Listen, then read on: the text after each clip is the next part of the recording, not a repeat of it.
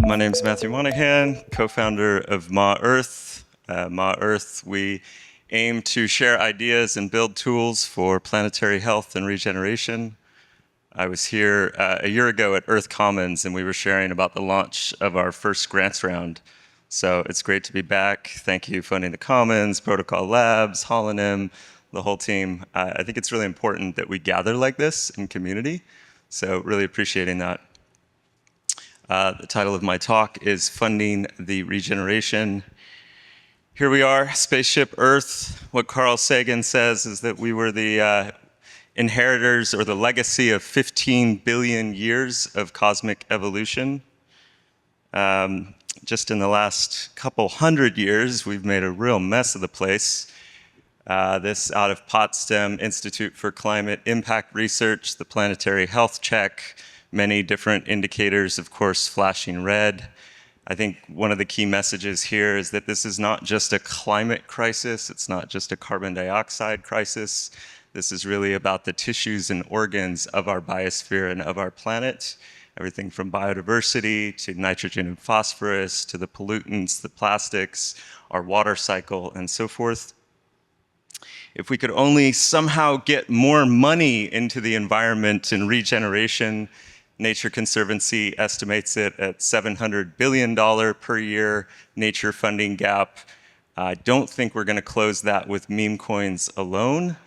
And I suspect this isn't even the right way to frame the problem, because what we're really talking about are the deeper logics of our economic system, the impetus for growth, the externalization of costs onto nature, and really how we view ourselves in relationship to the natural world, treating life as just a commodity or a resource for our own consumption.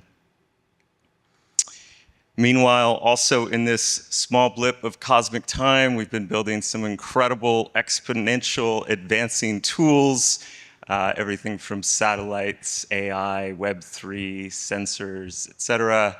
And I think part of what unites us in this room is an appreciation for the transformative potential of these technologies, and an orientation of how do we use them for good.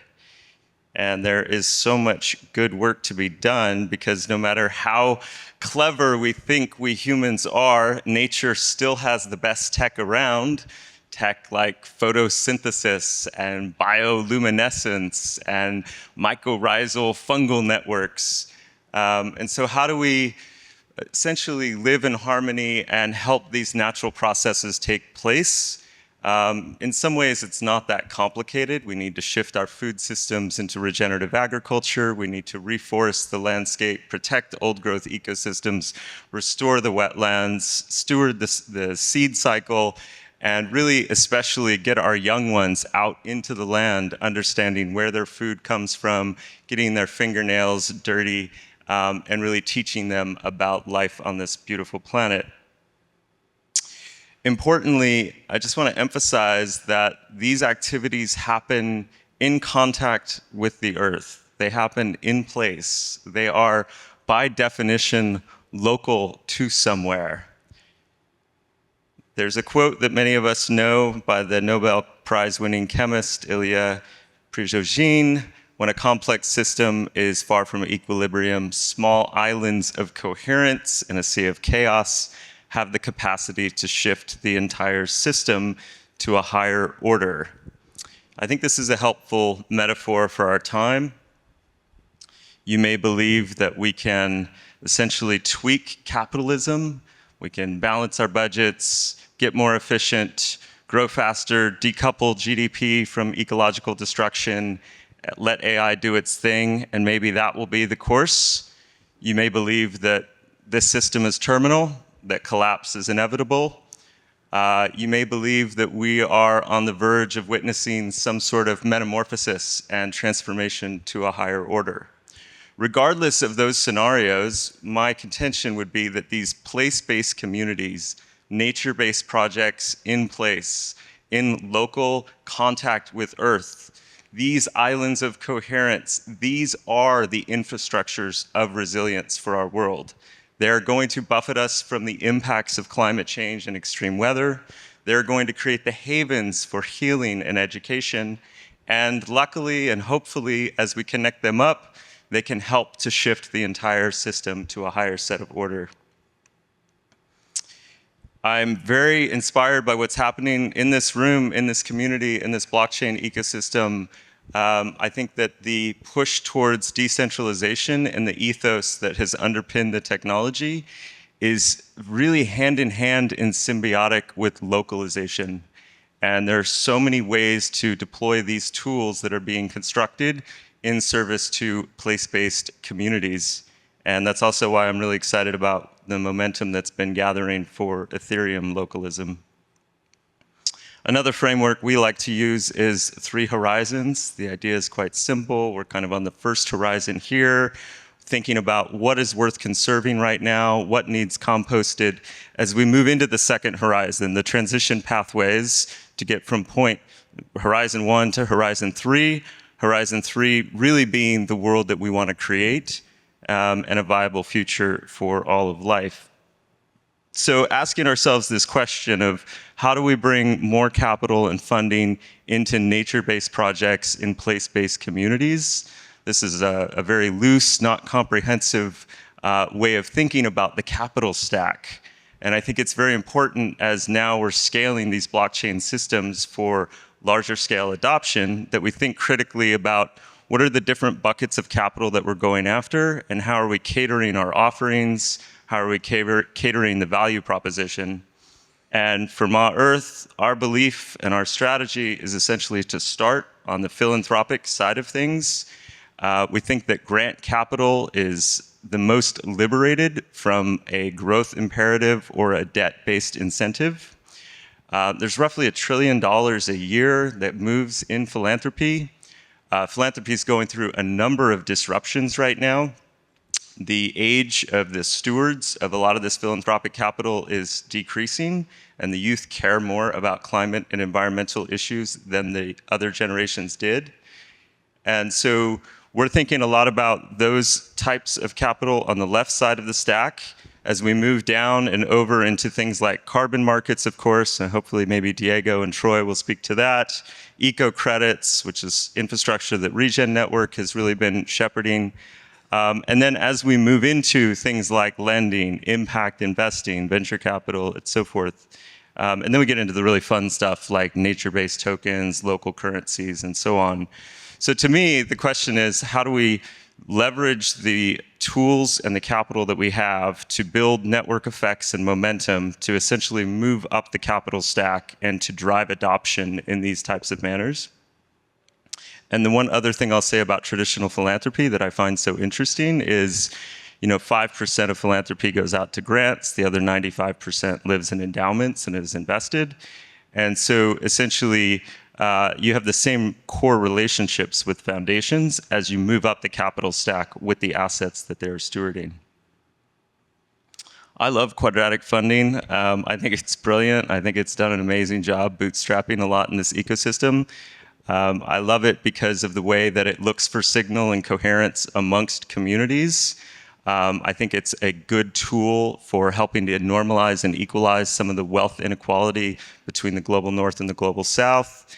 And I think it's great that we have this mechanism for cohort-based marketing campaigns to essentially bring attention in a concerted manner into the projects that we want to support. So Ma Earth, we ran our first 2 grants round last year, distributed roughly $400,000 of grants into roughly 50 projects. We learned a lot from these experiments. We learned a lot about the UX and the shortcomings of the UX as it currently exists. We're inspired by what Token Engineering Commons is calling tunable QF. So for our 3rd round, we're going to be kind of embracing some of those new ideas and essentially boosts to the coefficient allocations.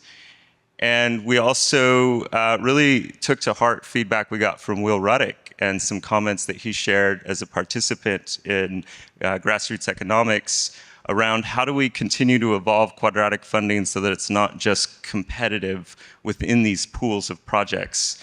And so we're inspired by ideas to essentially create like a collective bonus matching, or what my friend David yesterday referred to as superlinear matching, so that essentially if enough can be raised by the crowd, that more of the collective matching pool is released. So I think there's still a lot of iteration and experimentation, and huge shout out to Gitcoin for making this possible. We were able to run these experiments without really writing a line of code, thanks to the grant stack.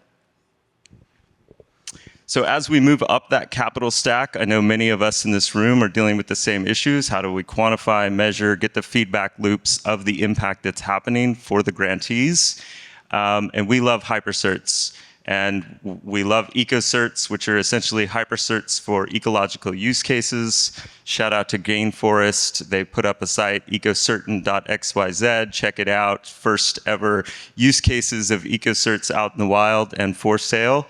But essentially, what draws me to the idea of hypercerts is that it gives us a protocol where we can do bottoms-up market formation, where we can have an open evaluation system, where we can start to have some shared data standards and schemas around how we append these evaluations and methodologies. And so the idea is really quite simple. How do we create a platform that brings together these three main actors: land projects, evaluators, and funders, create network effects, and get the spiral going to essentially move up the capital stack and do collective funding for place-based projects on the ground. Ma-Earth thinks of itself as a adopter, or maybe an early adopter, of different protocols. So we're looking at things like hypercerts, Ethereum attestation service. Our home is Ethereum. We're looking to the superchain as our main deployments, and with a lot of appreciation and respect for all the other chains and protocols that exist. And so essentially, we want at Ma-Earth to be contributing to these protocols and these data structures in a way that can get picked up by all the other amazing community projects that are happening, whether it's BioFi Project, ReFi DAO, Grassroots Economics, Regen Network, One Earth, the list goes on. There's so many great projects happening, and I think it's important if we can create shared data schemas so that the projects themselves and the evaluations can benefit regardless of where they're interacting in the ecosystem. So this is a bit of our team and some of the partners. We are funded and endowed by Biome Trust, a philanthropic foundation that I have the privilege of co-stewarding. And we are looking actively for front-end developers, UX design, and a publishing manager, someone with great comm skills. So if you're interested, please reach out. And many of you will know us from our interview series. The Regeneration will be funded. The idea here, and it will continue, is to just try to advance the field by profiling amazing experts and inspiring folks like yourselves in this kind of emergent space of regenerative finance and economics. And we have a new content offering led by my brilliant colleague, Sophia Rocklin, which will come out in a couple months, called Learning Lab. This is going to be focused on the land stewards and land regenerators, helping them with capacity building, technical skills, funding readiness, this type of learning community space. So that's it from me. You can find us at the links below. And thanks again for everything you do for a regenerative economy and life-affirming future.